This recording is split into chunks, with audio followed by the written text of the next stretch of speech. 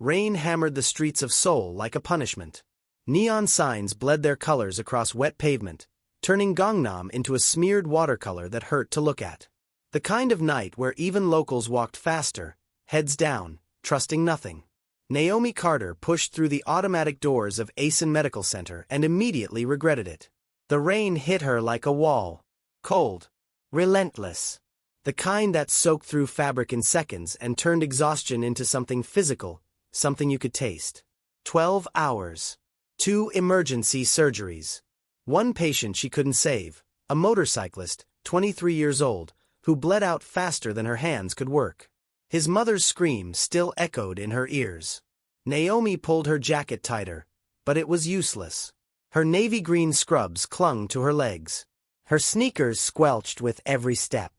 Around her, other night shift staff scattered toward taxis and buses, their faces blank with the same exhausted surrender. She didn't talk to them anymore.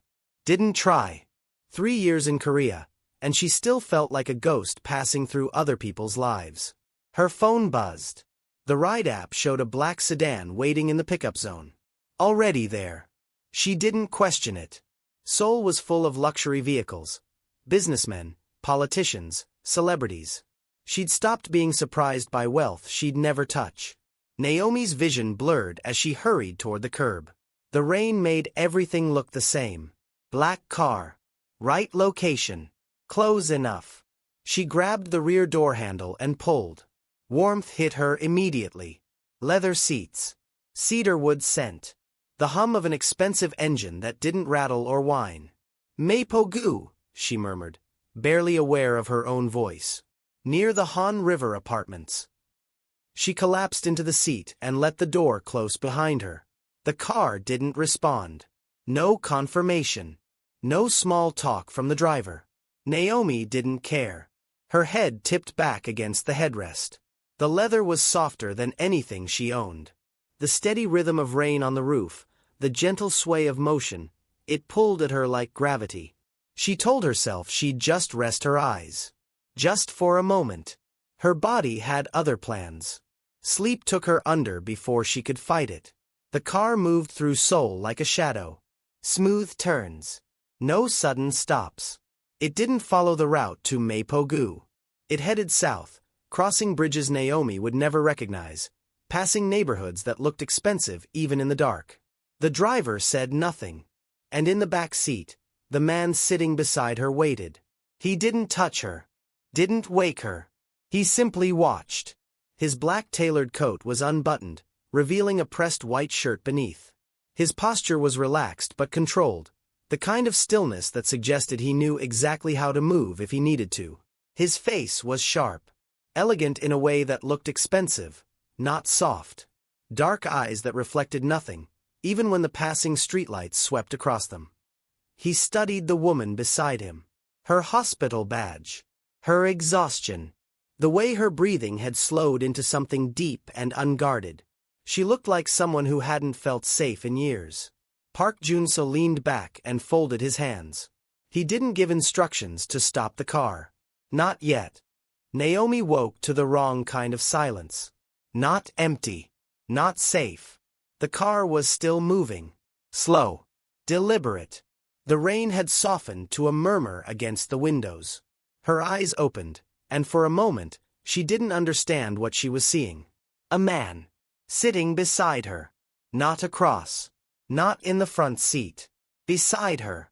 Close enough that she could see the stitching on his coat, smell the faint trace of something clean and expensive. Her breath caught. He wasn't looking at her. His gaze was directed out the window, as if she were only a part of the scenery he was passing through. But there was something in his posture, an awareness, that told her he knew she was awake. Naomi's heart kicked hard against her ribs. Her voice cracked. She swallowed and tried again. I think I got into the wrong car. He turned his head slowly. Not startled. Not surprised. Just observing. You did, he said. His English was flawless. Come. The kind of voice that didn't need to be loud to be heard. Panic flared hot in her chest. She reached for the door handle. The man raised one hand. Not threatening, just final. "The car is moving," he said. "Sit." She froze. "I won't hurt you," he added. That should have been reassuring. It wasn't, because his restraint felt more dangerous than anger would have been. Naomi forced herself to breathe, to think. The partition between the front and back seats was raised. The driver hadn't looked back once. The windows were tinted dark enough that no one outside could see in. She was alone with him. And no one knew. "You fell asleep," the man said, as if that explained everything. "For a long time." Naomi's throat tightened. "Why didn't you wake me?" He studied her for a moment. Then, with something close to honesty, he said, "Because you looked like someone who hadn't slept in years." The observation landed too close to the truth. She glanced down and saw her hospital badge still clipped to her scrubs. He followed her gaze. "A nurse," he said. "Foreign." Her pulse hammered. "I'm not dangerous. I don't know anything. I just want to go home." A faint shift in his expression, not quite a smile. "If I were dangerous," he said quietly, "you wouldn't be speaking right now." The car slowed. He leaned back, folding his hands in his lap with the same controlled stillness he'd held the entire time. "My name is Park Jun-seo," he said. "And you entered the wrong car at the wrong time." Naomi's mouth went dry. What kind of car was this? He didn't answer.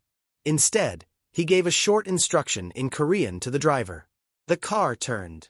20 minutes later, the sedan stopped outside her apartment building. Naomi stared at the familiar entrance, her mind struggling to catch up. The door beside her opened. Not by her hand. By the driver, who stood waiting with the same blank professionalism he'd maintained the entire ride. She climbed out, legs unsteady, rain immediately soaking into her hair. Park Jun-seo remained in the back seat. His face was unreadable in the dim light.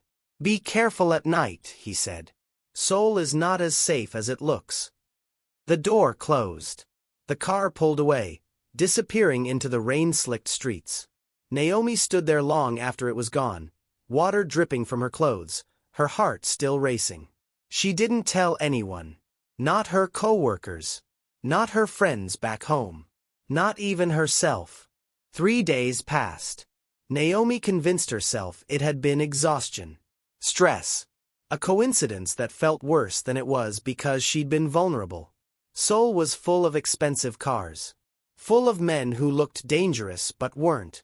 She'd gotten into the wrong vehicle, fallen asleep, and been dropped off safely. That was all. She repeated it to herself between patients, during meal breaks, on the subway ride home. She repeated it until the knot in her stomach loosened and her hands stopped shaking when she saw black sedans on the street. By the 3rd day, she almost believed it. Then her shift ended. The rain had stopped, leaving the streets slick and reflective under the hospital's exterior lights. Naomi pushed through the automatic doors, her body already anticipating the walk to the bus stop. She made it 5 steps before she saw it. A black sedan. Parked directly in front of the pickup zone. The same one. Her feet stopped moving. The rear window lowered. Not all the way. Just enough for her to see the driver, the same man who'd opened her door 3 nights ago. "Ms. Carter," he said in careful English. "Chairman Park requests a conversation." Chairman. The word sat wrong in her mouth. "I didn't agree to this," Naomi said, keeping her voice steady. "He knows," the driver replied. "That's why he asked." Every instinct she had screamed at her to walk away. To disappear into the crowd of hospital staff still trickling out behind her. To pretend she hadn't seen anything. But then she noticed something else. Another sedan. Parked across the street, engine running, windows dark. And another one, half a block down. Not following her. Following him. Naomi's chest tightened. Park Jun-seo wasn't the danger. Whatever was circling him was. She looked at the driver. At the open door. At the choice that wasn't really a choice at all. Then she got into the car. The door closed behind her. Park Jun-seo sat in the same position as before, relaxed but alert, his coat perfectly pressed, his expression unreadable. He didn't greet her. Didn't apologize for the disruption. He simply waited until the car began moving before he spoke. "You came back," he said. "You didn't give me a choice," Naomi replied. "I gave you several." His gaze shifted to her. "You chose the one that kept you curious." She wanted to argue, to tell him he was wrong. But he wasn't. The car turned south, crossing the Han River. The city lights reflected off the water in long, golden streaks. Naomi watched them pass, trying to calm the adrenaline still flooding her system. "Why me?" she asked finally. Park Jun-seo didn't answer immediately. When he did, his voice was quieter than before. "Because you stayed calm," he said. "And because you didn't ask the wrong questions." "That's not an answer." He turned to face her fully. "I need a nurse," he said. "Someone discreet. Someone ethical. Someone who won't panic when things don't make sense." Naomi's blood went cold. "No," she said immediately. "I won't treat criminals." "I didn't say criminals," Park Jun-seo replied. "I said people." The car slowed as they exited the highway. Naomi stared at him, searching for deception, for threat, for anything that would justify the fear crawling up her spine. All she found was patience. "You think I don't know who you are," she said. "Do you?" She hesitated. Park Jun-seo was a name whispered in business circles. A shadow investor. Owner of shipping companies, real estate, and nightclubs in Gangnam and Busan. And something else. Something no article ever proved. The car stopped. "I won't cross my line," Naomi said. Park Jun-seo nodded once. "I wouldn't ask you to," he replied. "That's why I chose you." The building looked ordinary. Not abandoned. Not suspicious. Just another mid-rise structure in Itaewon, wedged between a convenience store and a shuttered cafe. The kind of place you'd walk past 100 times without noticing. Park Jun-seo led her inside without explanation. The lobby was clean but generic. Tile floors, fluorescent lighting, a single elevator with scratched metal doors. He pressed the button for the basement level. Naomi's pulse quickened. "Where are we going?" "Somewhere safe," he said. The elevator descended. When the doors opened, Naomi stepped into something she hadn't expected. A clinic. Not makeshift. Not hidden behind plastic tarps and improvised equipment. A real clinic. White walls. Proper examination rooms with glass doors. Medical-grade lighting. The faint smell of disinfectant and latex. Everything looked recently installed, professionally maintained. A young woman in scrubs glanced up from a desk near the entrance.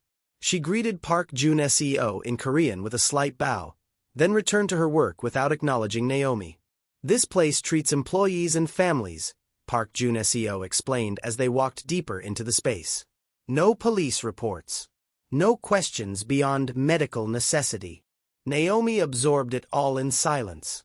The clinic had 3 examination rooms, a small surgical suite, and a recovery area with 4 beds. Everything was organized with the efficiency of someone who understood medical workflow. "Who built this?" she asked. "Someone who understood the cost of exposure," Park Jun-seo replied. He stopped in front of one of the examination rooms and turned to face her. "I'm not asking you to treat gunshot wounds in alleys," he said. "I'm asking you to provide care in a controlled environment. Professional. Discreet. Within your ethics." Naomi crossed her arms. "And if I say no?" "Then you leave, and we never speak again." The simplicity of it unsettled her. No threats. No leverage. Just a question, waiting for an answer. "What kind of patients?" she asked. "People who can't go to hospitals without attracting attention," Park Jun-seo said. "Security staff. Drivers. Employees injured on the job. Sometimes family members need privacy." Privacy from what? He didn't flinch. From people who use medical records as intelligence. Naomi's jaw tightened. "That's not how medicine works." "It's not how it should work," he corrected. "But it's how it does." She wanted to argue, to tell him he was wrong. But she'd seen enough in her years working trauma to know better. "I set the boundaries," Naomi said finally. I decide what's ethical. I walk away if anything crosses that line. Park Jun-seo nodded. Agreed. And I want it in writing. For the first time, something shifted in his expression. Not quite a smile. Closer to respect. I'll have a contract prepared, he said. 1-month trial. Professional terms. You retain full autonomy over medical decisions. Naomi exhaled slowly. She should walk away. Should run. But something in his restraint, in the way he didn't push, didn't manipulate, didn't threaten, made her pause. Power that respected ethics was rare. Power that offered contracts was rarer. 1 month, she said. And if I don't like what I see, I'm done. Park Jun-seo extended his hand. 1 month, he agreed. Naomi shook it. She didn't know yet that 1 month would never be enough time to leave. The first patient arrived 3 days later. Naomi was reviewing supply inventory when the basement elevator chimed. A man in his 40s stepped out, supported by a younger colleague. His face was pale, his left hand wrapped in a blood-soaked towel. No panic. No dramatics. Just quiet pain and practiced silence. The young woman at the desk, Naomi had learned her name was Ji-won, directed them to examination room 2 without looking up from her computer. Naomi met them inside. English, she asked. The injured man shook his head. His colleague answered in halting English. Cut. Glass. Accident at the warehouse. Naomi unwrapped the towel carefully. Deep laceration across the palm. Clean edges. No arterial involvement, but it would need stitches. She worked efficiently, local anesthetic, irrigation, sutures, while the man watched her hands with a kind of attention that suggested he was used to evaluating competence. She finished in 20 minutes. Keep it dry, she said, demonstrating the wrapping technique. Come back in 5 days. The man bowed slightly. His colleague handed her an envelope before they left. Cash. Naomi stared at it, then walked to the front desk. I don't take cash payments, she said to Ji-won. Ji-won glanced at the envelope, then at Naomi, with something close to amusement. It's not payment, she said in careful English. It's respect. I have a contract. The contract covers your salary, Ji-won interrupted gently. This is separate. From them. Not from him. Naomi set the envelope on the desk. I don't want it. Ji-won didn't argue. She simply filed it away in a locked drawer. They'll remember, she said. Over the following weeks, Naomi treated 17 patients. A driver with a dislocated shoulder. A security guard with a concussion. A young woman with pneumonia who spoke no Korean and looked terrified of hospitals. An older man with diabetes who needed his insulin adjusted. None of them asked her questions. None of them offered explanations. They simply came, received care, and left. Park Jun-seo appeared occasionally, always unannounced. He didn't interfere with her work. Didn't observe her treatments. He would speak briefly with Ji-won in Korean, review something on a tablet, then leave. But sometimes, late at night when the clinic was empty, he stayed. They talked. Not about his work. Not about her past. About Seoul. About food markets in Gwangjang where you could eat bindietik at 3 in the morning. About Chuseok traditions and the way families gathered even when they didn't speak to each other the rest of the year. About loneliness in foreign countries where you understood the language but never quite understood the people. Naomi learned that he'd grown up in Incheon. That his father had built something Park Jun-seo was still trying to escape. That he spoke 4 languages but rarely said anything important in any of them. She didn't ask what his father had built. She didn't ask what he was running from. Some questions, she'd learned, were more dangerous than the answers. One night, after she'd finished treating a kitchen worker's burn, Park Jun-seo walked her to the elevator. You've been here 3 weeks, he said. Naomi pressed the button. I have. Do you plan to stay? She looked at him. At the controlled stillness he wore like armor. At the careful distance he maintained even when standing close. I haven't decided, she said. The elevator arrived. Before she stepped inside, Park Jun-seo spoke again. You used to work at Grady Memorial Hospital in Atlanta, he said quietly. Trauma unit. You left after a sealed incident involving a patient named Marcus Carter. Naomi's breath stopped. Her brother's name. The elevator doors began to close. She caught them with her hand, her heart slamming against her ribs. How do you know that? She whispered. Park Junesio's expression didn't change. Because that incident wasn't as sealed as you think, he said. The doors closed between them. Naomi stood alone in the elevator, her past rising up like water she'd thought she'd drowned. Naomi didn't return to the clinic for 2 days. She called in sick, something she never did. Stayed in her apartment with the curtains drawn, her phone turned off, trying to understand how her carefully buried past had followed her across an ocean. Marcus Carter. Her younger brother. 21 years old when he died on the operating table at Grady Memorial. Not because she'd made a mistake. Because someone had made sure he wouldn't survive. The gunshot wound had been survivable. The internal bleeding had been controllable. But the blood supply had been contaminated. By the time they'd realized, Marcus was already gone. The hospital sealed the incident. Paid off the family. Buried the investigation before it could implicate anyone important. Naomi had left the country 3 months later. And now Park Junesio knew. On the 3rd day, her phone buzzed. A single message from an unknown number. We need to talk. Not at the clinic. An address in Buckshin followed. Naomi stared at it for 20 minutes before getting dressed. The Hanok house sat tucked between traditional Korean homes, its curved tile roof and wooden beams carefully preserved. A private residence in one of Seoul's most expensive neighborhoods. Park Junesio opened the door himself. No driver. No staff. Just him, in dark slacks and a simple shirt, looking less like a chairman and more like someone trying to be human. Come in, he said. Naomi stepped inside. The interior was minimalist. Low furniture, clean lines, a few pieces of traditional Korean art on the walls. A space that suggested wealth without announcing it. He led her to a sitting area overlooking a small courtyard garden. Tea was already prepared. Naomi didn't touch hers. You researched me, she said. Before you ever let me fall asleep in that car. Park Junesio sat across from her. Yes. Why? Because I needed someone who understood loss, he said. Someone who knew what it meant to have power used against them. Someone who wouldn't break under pressure. Naomi's hands clenched. You used me. I chose you, he corrected quietly. There's a difference. Not from where I'm sitting. He didn't argue. Instead, he reached for a folder on the low table between them and slid it toward her. Your brother's case wasn't random, Park Junesio said.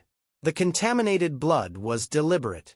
It was meant to send a message to someone your brother had testified against 3 weeks before his death. Naomi's breath caught. That's not possible. The investigation was buried by the same people who ordered it, he finished. Including a hospital administrator named Richard Voss and a district attorney named Catherine Browning. Both of whom are still working.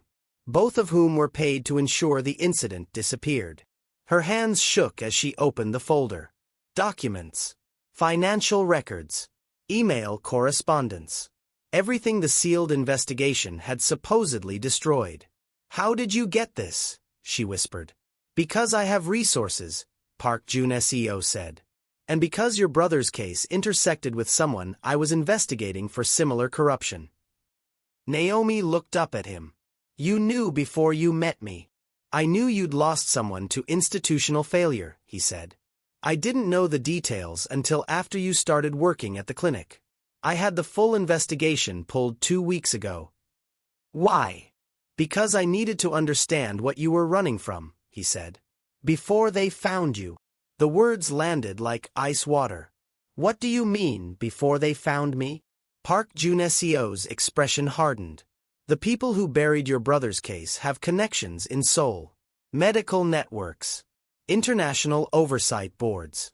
If they learn you're here, working in a position where you might uncover similar patterns, they'll act. Naomi's chest tightened. You brought me into this. You were already in it, he replied. You just didn't know yet. She wanted to scream, to throw the folder at him, to walk out and never look back. But the documents in her hands were real, and so was the danger. What do you want from me? She asked finally. Park Jun-seo leaned forward. I want you to decide if you're done running, or if you want to fight back. Naomi returned to the clinic the next day. Not because she trusted Park Jun-seo. Not because she'd forgiven him for the research, the manipulation, the careful orchestration of her involvement.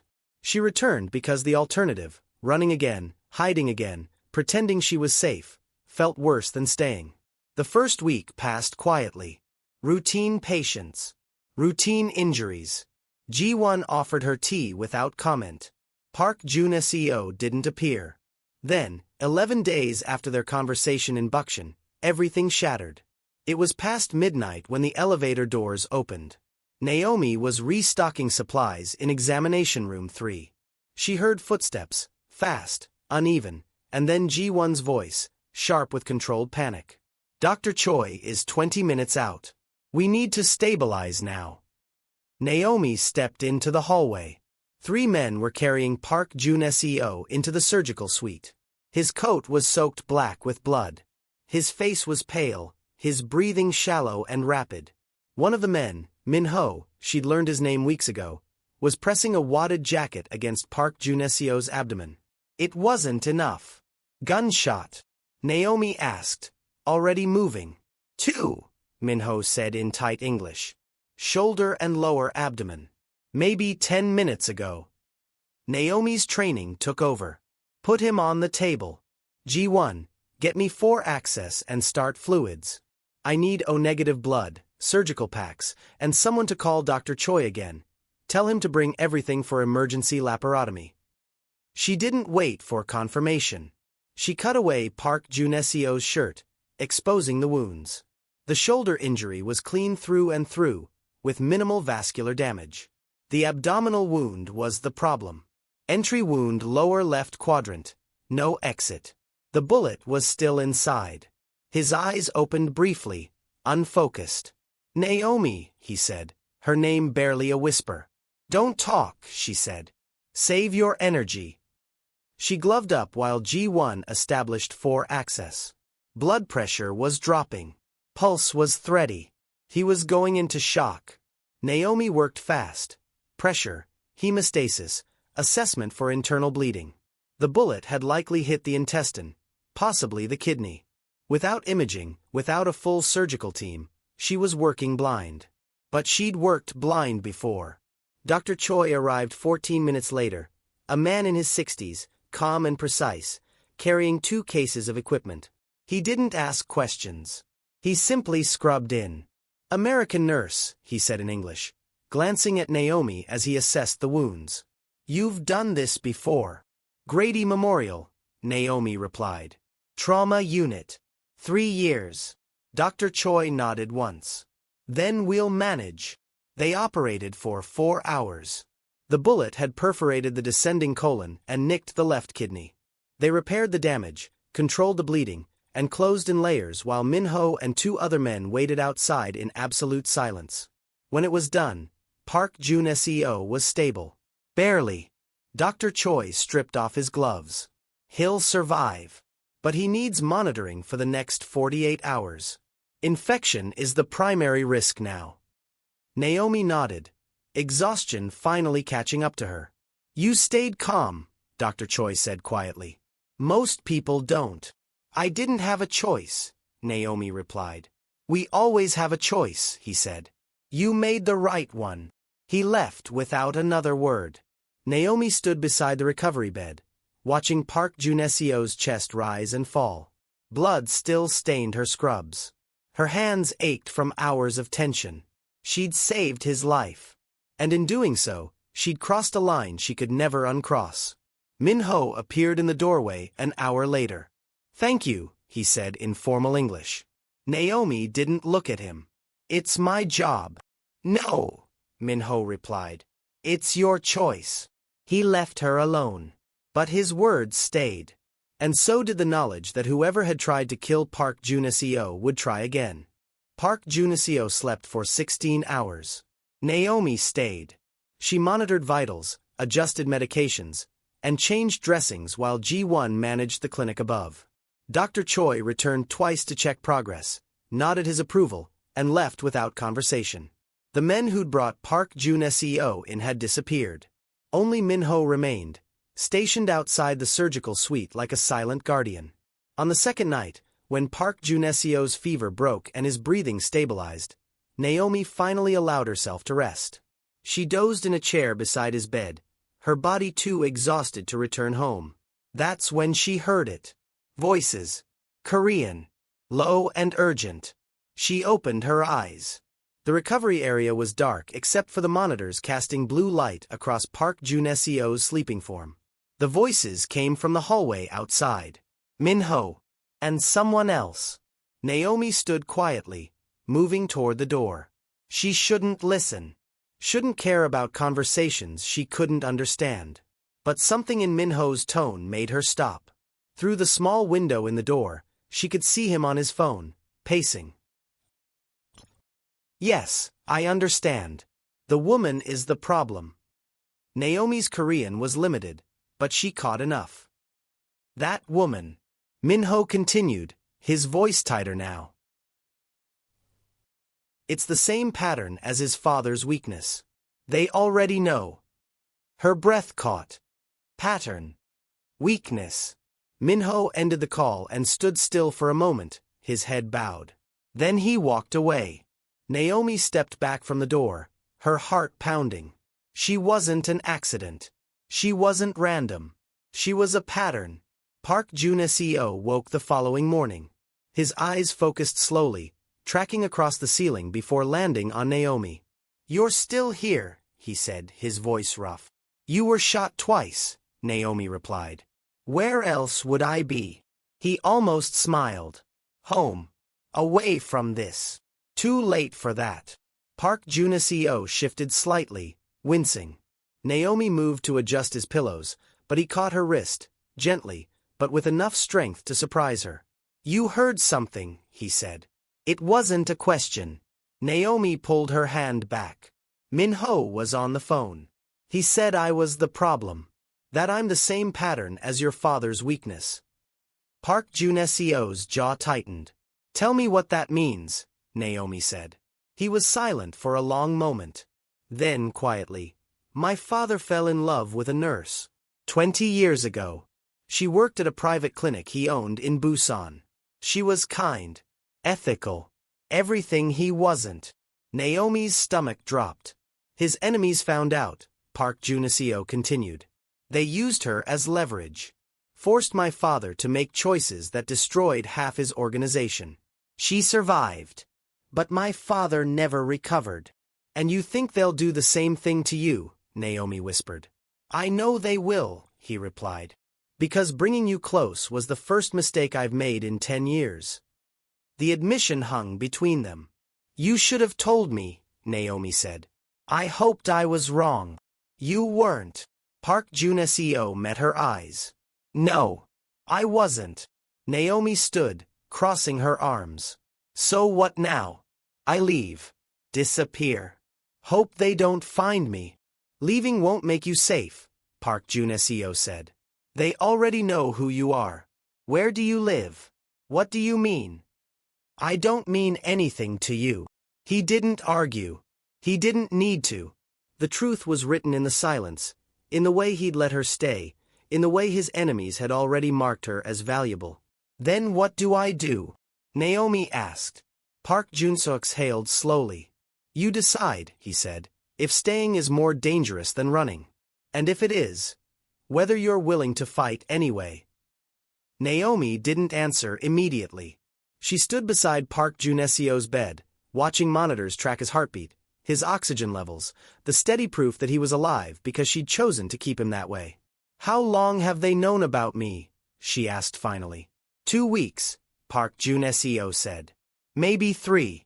They're careful. They watch before they act. And you didn't think to warn me. I thought I could contain it, he replied. I was wrong. Naomi laughed bitterly. You were wrong. And now I'm the one who pays for it. Park Juniseo shifted, grimacing with pain. I can dismantle everything. Transfer assets. Dissolve partnerships. Walk away from Seoul entirely. She stared at him. What are you talking about? My organization, he said quietly. The infrastructure my father built.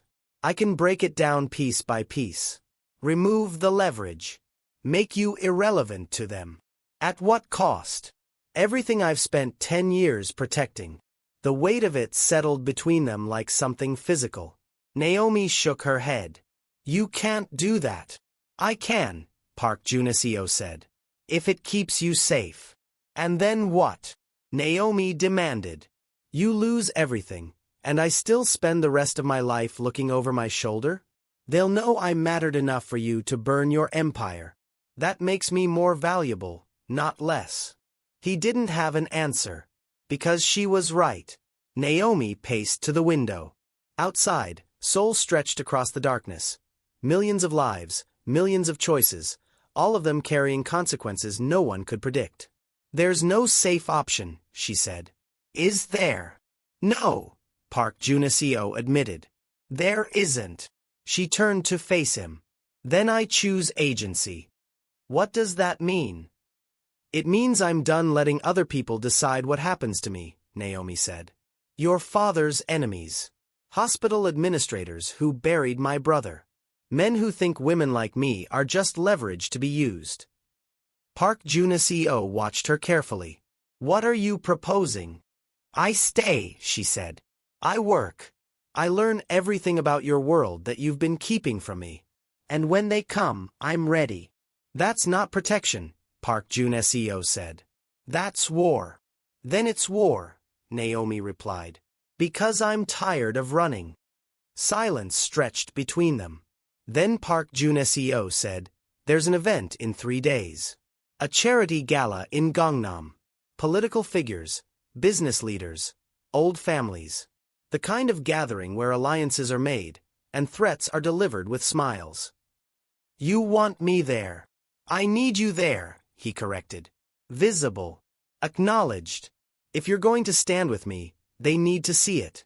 Otherwise, you remain a secret weakness. Naomi's pulse quickened. And if I go, then you become something they can't ignore, Park Juniseo said. And everything changes. She should refuse. Should recognize this for what it was. A point of no return.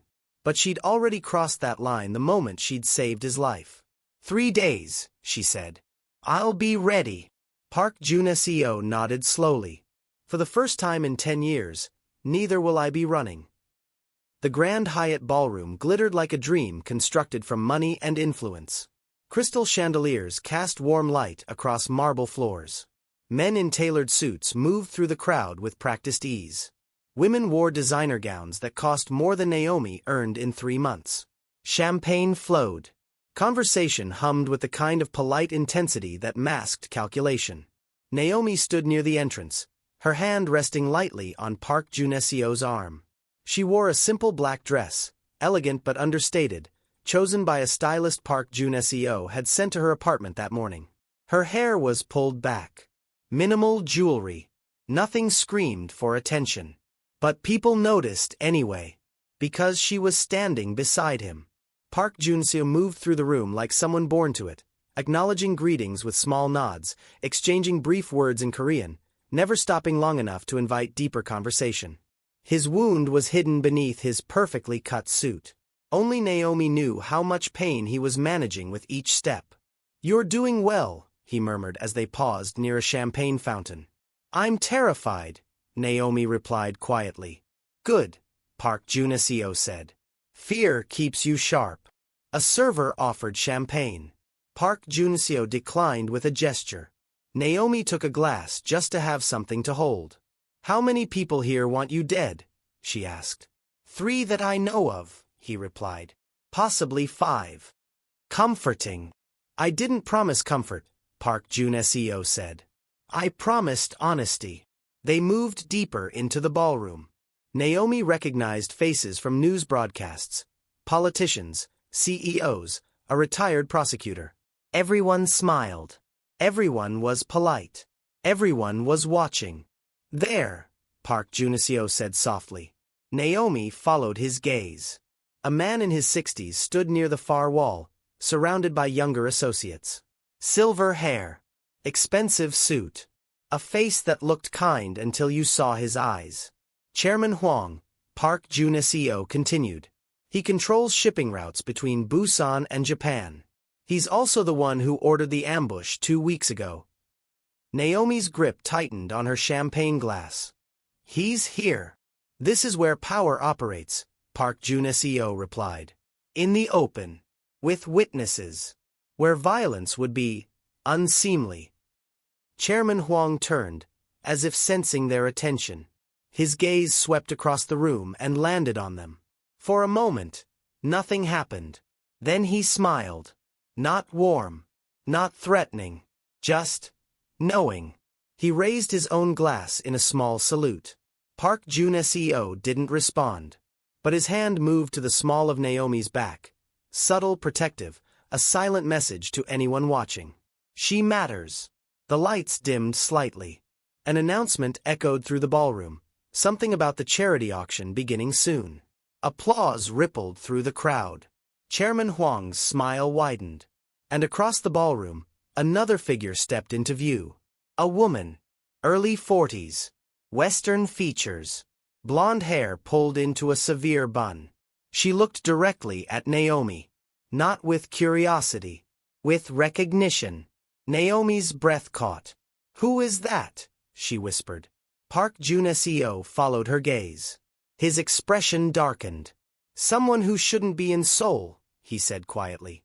The woman moved through the crowd toward them, her movements deliberate, unhurried.